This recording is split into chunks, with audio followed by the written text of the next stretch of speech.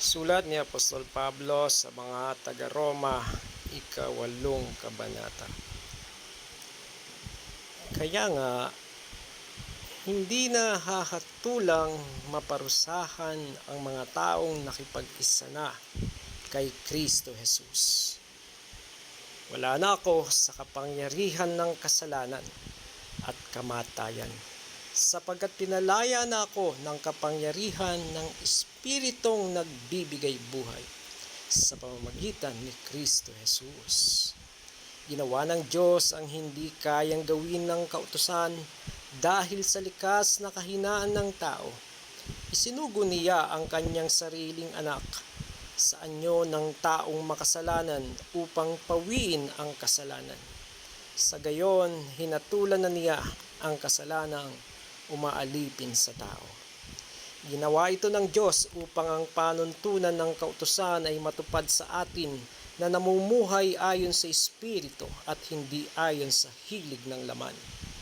Ang mga namumuhay ayon sa hilig ng laman ay walang pinapahalagahan kundi ang mga bagay na ukol sa laman. Ngunit ang mga namumuhay ayon sa Espiritu ay nagpapahalaga sa mga bagay na espiritual.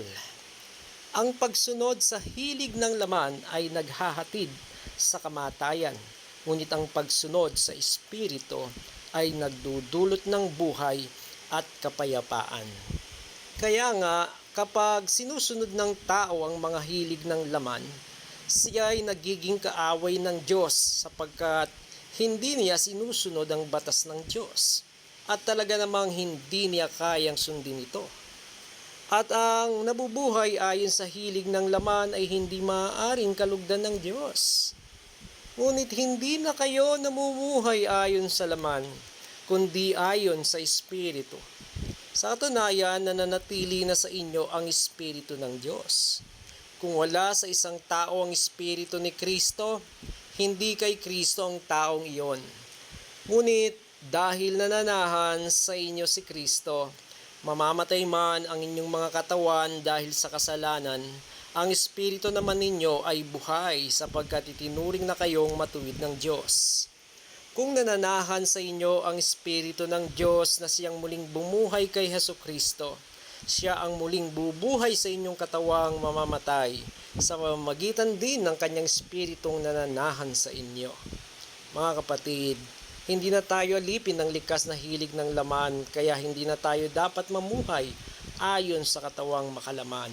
Sapagkat mamamatay kayo kung namumuhay kayo sa katawang makalaman. Ngunit kung pinapatay ninyo sa pamamagitan ng Espiritu ang mga gawa ng katawang makalaman, mabubuhay kayo. Ang lahat ng pinapatnubayan ng Espiritu ng Diyos ay mga anak ng Diyos. Sapagkat hindi ibinibigay sa inyo ng Diyos ang Espiritu upang gawin mga aliping namumuhay sa takot. Sa halip, ibinigay sa inyo ang Espiritu upang kayo'y gawing mga anak ng Diyos. Kaya nakatatawag tayo sa Kanya ng Ama, Ama ko. Ang Espiritu ang nagpapatotoo kasama ng ating Espiritu na tayo'y mga anak ng Diyos. At yamang mga anak tayo'y mga tagapagmana ng Diyos at kasamang tagapagmana ni Kristo. Sapagkat kung tayo'y kasama niya sa pagtitiis, tayo'y makakasama niya sa kanyang kaluwalhatian. Para sa akin, ang pagtitiis natin sa kasalukuyan ay hindi mayahambing sa kaluwalhatiang mahahayag sa atin balang araw. Sapagkat nananabik ang sannilikha na ihayag ng Diyos ang kanyang mga anak. Nabigo ang sannilikha hindi dahil sa kagustuhan nito, kundi itinulot iyon ng Diyos.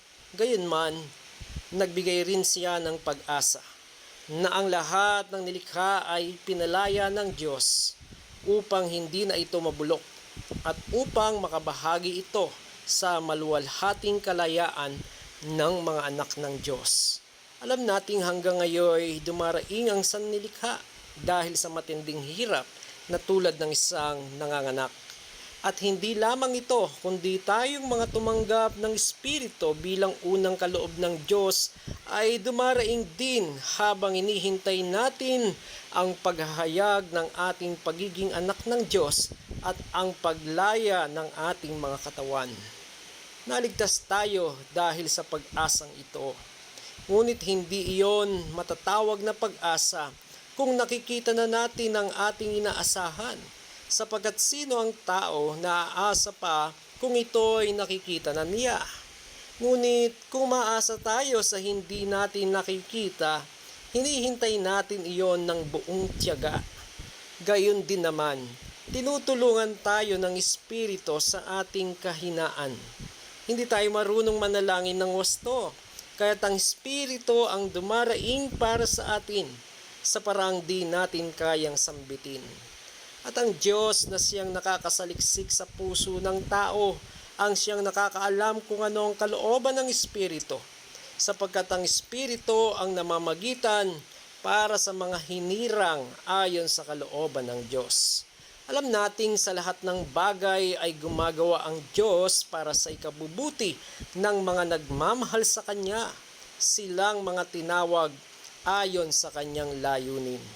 Sapagkat sa mulat mula pa'y alam na ng Diyos kung sino ang magiging Kanya, at ang mga ito'y pinili niya upang maging tulad ng Kanyang anak.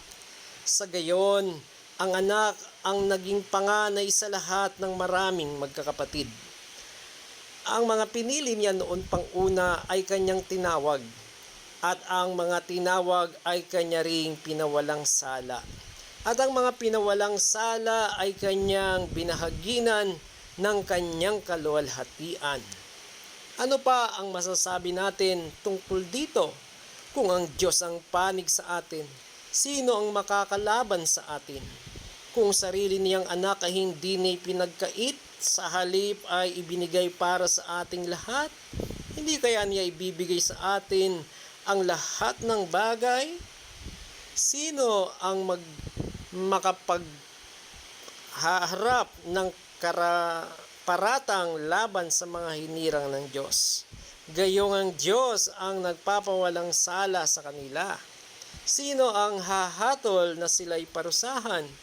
Si Kristo Jesus na pinatay, ngunit higit sa lahat ay muling binuhay. Ngayon ay nasa kanan ng Diyos upang mamagitan para sa atin. Sino ang makapaghihiwalay sa atin sa pag-ibig ni Kristo?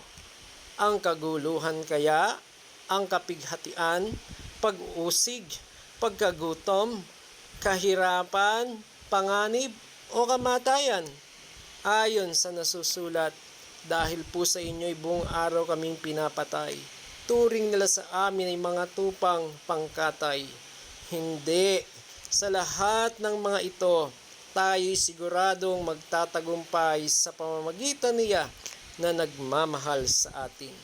Sapagkat natitiyak kong walang makapaghiwalay sa atin sa Kanyang pag-ibig. Kahit ang kamatayan, ang buhay, ang mga anghel, ang mga pamunuan o mga kapangyarihan, ang kasalukuyan o ang hinaharap, ang kataasan, ang kalaliman, o alinmang nilalang ay hindi makapaghihiwalay sa atin sa pag-ibig ng Diyos na ipinagkaloob sa atin sa pamamagitan ni Kristo Jesus na ating Panginoon.